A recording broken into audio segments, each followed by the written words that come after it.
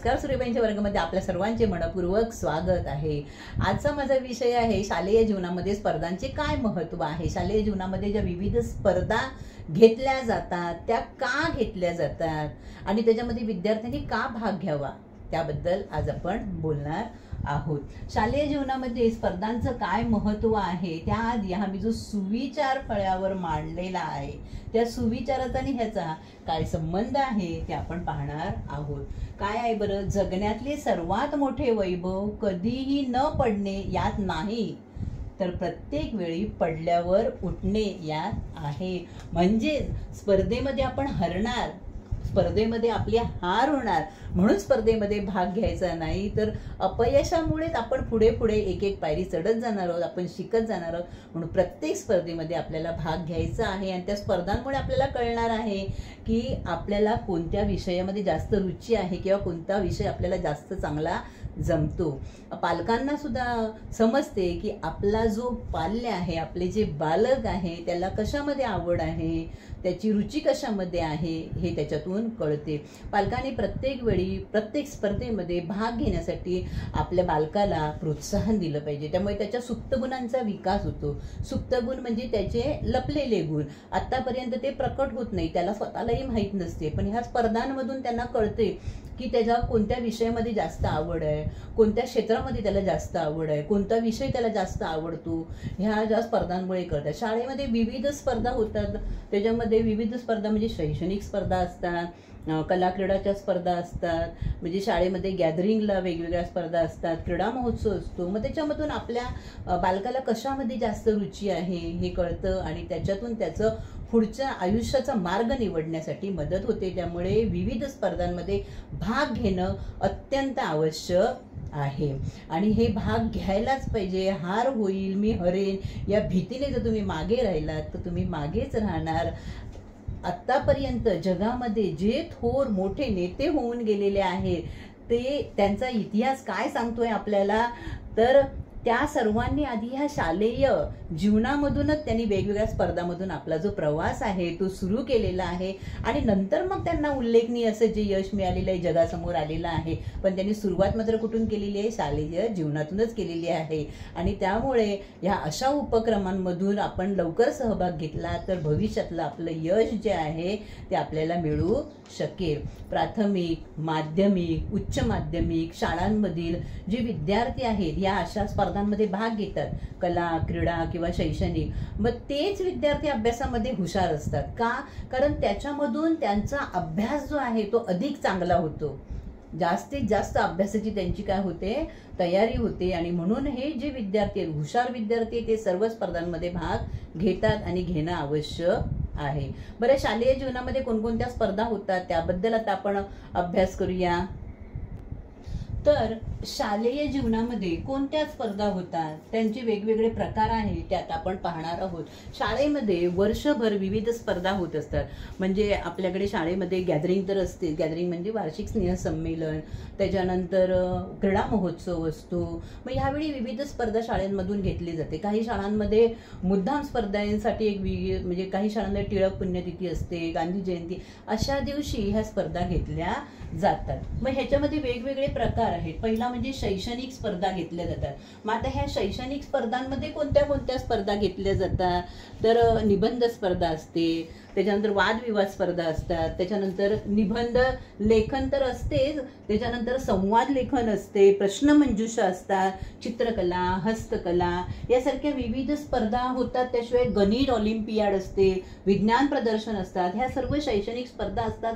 त्यामुळे विद्यार्थ्यांचा शैक्षणिक विकास होतो आणि ह्याच्यामध्ये भाग घेणं अत्यंत आवश्यक आहे विद्यार्थ्यांनी स्वतःचा विकास करून घेण्यासाठी।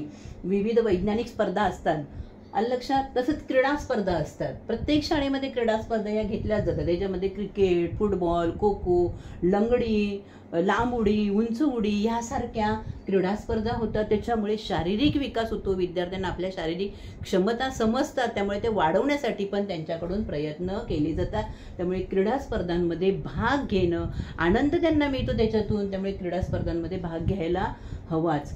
कला आणि सांस्कृतिक स्पर्धा पण होतात. कला आणि सांस्कृतिक स्पर्धामध्ये नृत्य असते, गायन असते, नाटक असते, वक्तृत्व असते, त्याशिवाय रांगोळी वगैरे ह्यासारख्या स्पर्धा कला आणि सांस्कृतिक स्पर्धेमध्ये होतात. त्याशिवाय सांस्कृतिक कार्यक्रम, आता सांस्कृतिक कार्यक्रम म्हणजे वर्षभर शाळेमध्ये विविध दिन साजरे केले जातात. सांस्कृतिक जे आपले सण असतात आपल्या लोकांचे, मग ते सण साजरे केले जातात. ह्या सणाच्या निमित्ताने वेगवेगळ्या स्पर्धा असतात, कार्यक्रम असतात. मग त्यामुळे हे कार्यक्रम सुद्धा साजरे केले जातात. विद्यार्थ्यांना त्या दिनाविषयी, त्या सणाविषयी माहिती समजते, आपल्या सणांविषयी, आपल्या परंपरांविषयी त्यांना माहिती होते. त्यामुळे ह्या कार्यक्रमांमध्ये विद्यार्थ्यांना भाग घेण्यासाठी पालकांनी प्रोत्साहित करायला पाहिजे, शिक्षकांनी प्रोत्साहित करायला पाहिजे. आणि म्हणून ह्या सर्वांमध्ये भाग घेणं अत्यंत आवश्यक आहे. त्यामुळे काय होतं, विद्यार्थ्यांचा कोणता विकास होतो ते आता आपण. तर विविध स्पर्धांमध्ये, शालेय जीवनातल्या ज्या स्पर्धा आहेत त्या स्पर्धांमुळे काय होतं, तर विद्यार्थ्यांचा आत्मविश्वास वाढतो की आपल्याला हे जमते, आपल्याला हे करायला येते, मी ह्याच्यामध्ये हुशार आहे, कोणते गुण माझ्या अंगी आहे, ह्याच्यामध्ये मला अभ्यास नाही जमत तर मला विविध कला मला जमतात त्याच्यापेक्षा, हा त्यांच्याबद्दल आत्मविश्वास आहे तो वाढतो. त्यांच्यामध्ये सामाजिक कौशल्य जे आहे त्यांचा विकास होतो.